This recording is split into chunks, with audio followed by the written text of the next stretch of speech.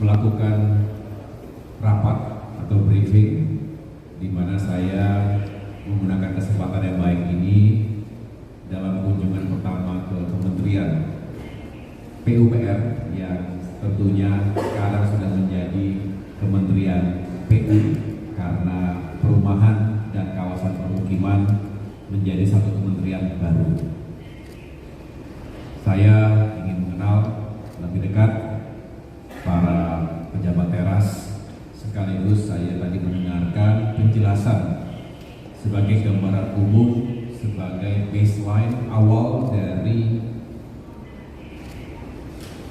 berbagai rencana aksi, termasuk policy yang akan dijalankan oleh Kementerian PU ini dan juga tentunya oleh Kemenko Infrastruktur dan Pembangunan Kewilayahan. Jadi terima kasih kepada Bapak Menteri PU, Pak Budi Hambodo, Ibu Wamen, Ibu Giana, Pak Sekjen, dan para dirjen, para kepala badan yang tadi sudah menjelaskan secara lugas apa saja yang menjadi capaian, tantangan, termasuk juga rencana aksi ke depan. Hadir pula Menteri Transmigrasi, Bapak Iqbal Sulaiman, yang sengaja saya libatkan karena saya ingin tim Kemenko Infrastruktur ini solid. Saya sudah datang ke Kementerian ATR BPN tentunya, dan bulan terakhir ini saya mengawaki kementerian itu. Sekarang Pak Muswar Wahid menjadi menterinya.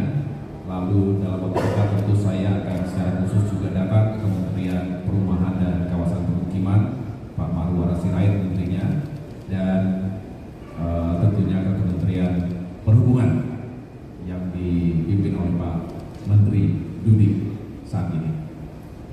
Jadi semangatnya adalah bagaimana pembangunan infrastruktur ke depan ini menghadirkan keberlanjutan, continuity dari pembangunan infrastruktur yang telah dijalankan 5-10 tahun terakhir, juga tentunya periode-periode sebelumnya, karena pembangunan infrastruktur itu tidak lepas-lepas, pasti ada kesinambungannya.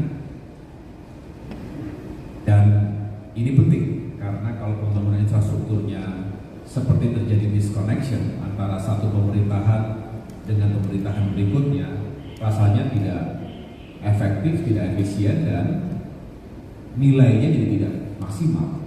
Nah sebaliknya, kalau integrasi dengan baik, termasuk tadi kita bicara bagaimana menghadirkan pembangunan yang berkeadilan dan merata.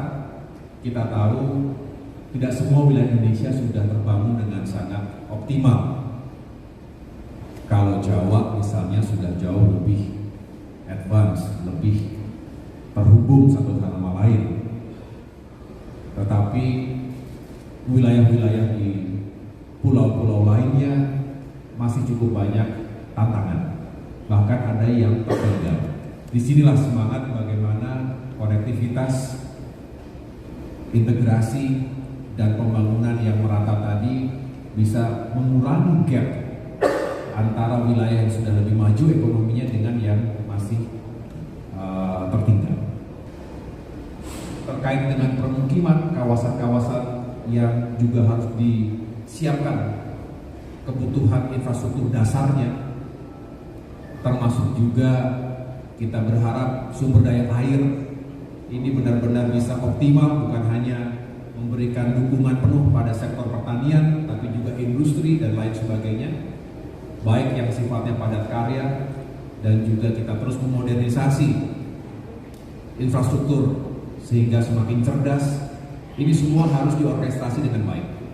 Perlu kapasitas yang unggul, SDM yang memadai, dan juga the best brains yang ada di Kementerian PU yang kami koordinasikan di tingkat Kemenko Infrastruktur dan Pembangunan Kewilayahan. Ini yang akan menjadi perhatian saya sebagai Menko yang baru di sini.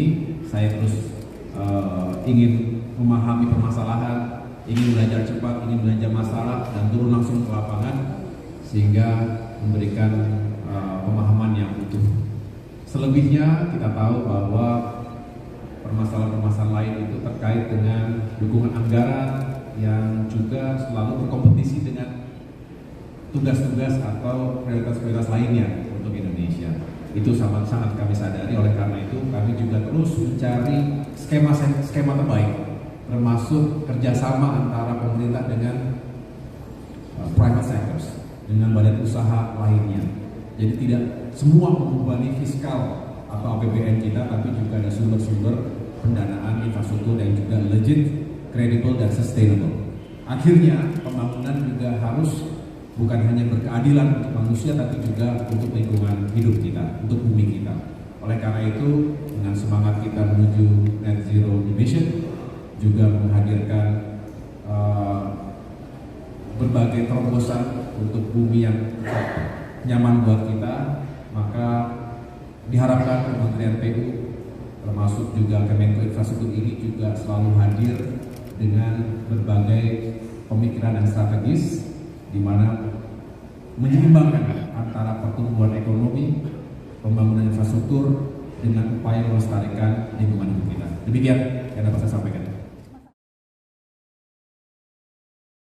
Saat menangkap, mengumpulkan, dan mengolah peristiwa, secara paksa oleh penyidik, kami kerahkan upaya terbaik. Ketika menyampaikan berita serta informasi, kami tak sekadar menyapa.